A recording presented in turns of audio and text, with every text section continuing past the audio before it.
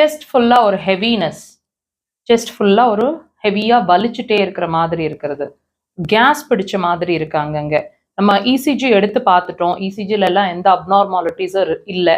ஆனா செஸ்ட் ஃபுல்லா ஏகமா வலி இருந்துட்டே இருக்கு, ப்ரிக்கிங் பெயின் மாதிரி அங்கங்க கேஸ் பிடிக்கிற மாதிரி இருக்கு.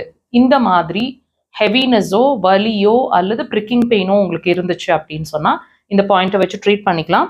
லொகேஷன் பாருங்க, பாமோட முடிவு ஒரு க்ரீஸ் தெரியுதுங்களா, தம்மோட முடிவு அந்த க்ரீஸோட முடிவு ரெண்டும் சேர்ற இடத்துல எக்ஸாக்டா அந்த இடத்துல மார்க் பண்ணிக்கிறாங்க பாயிண்ட்டை.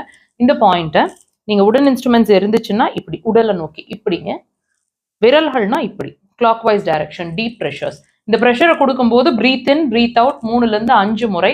ஒரு ப்ரெஷருங்கிறது 15 to 20 செகண்ட்ஸ். இதை வந்து கண்டினியூஸா ஒரு 5லேருந்து 10 முறை ப்ரெஷரை கொடுத்துட்டே வாங்க. கேப்ல ஒரு ½ an hourல அதே மாதிரி ரிப்பீட் பண்ணுங்க. 3 தடவை 1 hour 1.5 hours ரிசல்ட்